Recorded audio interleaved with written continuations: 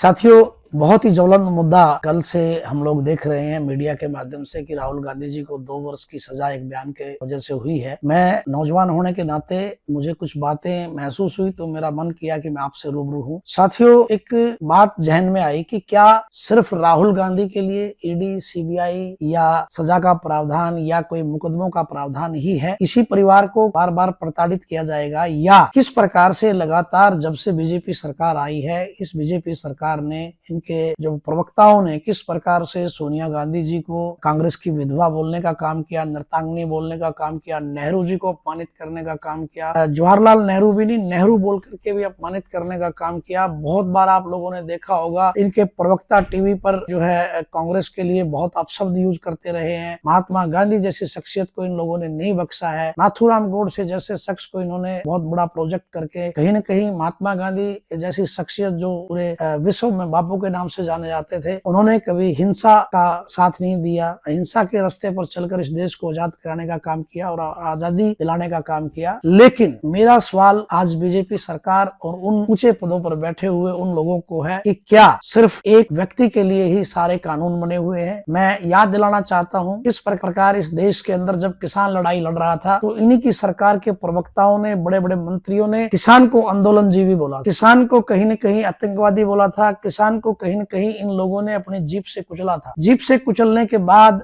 इनका जो कुचलने वाला मंत्री का पुत्र था, अगर बात करूं तो कहीं न कहीं उन्हें अपना एक दिखाना चाहिए था कि मैं कानून का सम्मान करता हूं उसके पिताजी को, जो कैबिनेट मंत्री रहे हैं आज भी, और उन्हें पद से आज तक भी इन्होंने मुक्त करवाने का काम नहीं किया। किस प्रकार इस सरकार ने, आपने देखा होगा जब किसान आंदोलन चल रहा था उस टाइम बहुत सारी ऐसी वीडियोज रिलीज की या बहुत सारे ऐसे प्रेस कॉन्फ्रेंस रिलीज की जिसके अंदर किसान के लिए बहुत सारे अपशब्द बोले गए या उन्हें आंदोलनजीवी जैसी संज्ञा देने का काम किया। अगर आप इनकी वीडियोस निकालेंगे, इनके प्रवक्ताओं की वीडियोस निकालेंगे तो मैं ये कहता हूं कि आज उन सब पर भी इस प्रकार के मुकदमे बनने चाहिए। आज हरियाणा में बड़ा ज्वलंत मुद्दा है, हमारी एक बेटी को किस प्रकार से मंत्री ने प्रताड़ित किया, उसका यौन शोषण करने का प्रयास किया गया, उसके ऊपर आज तक भी कोई कार्रवाई नहीं। एक व्यक्ति कोई बयान देता है तो उसको बहुत जल्दी सजा तक पहुंचाने का काम इस देश और प्रदेश की जो सरकारें और न्यायालय ने किया, लेकिन एक व्यक्ति जो आज भी मंत्री पद पर बैठा है और एक बेटी लगातार गुहार कर रही है कि मुझे न्याय मिले, उसको घसीटा जाता है, उसको पीटा जाता है, उसको प्रताड़ित किया जाता है, उसके लिए ओछे शब्द प्रयोग किए जाते हैं। लेकिन आज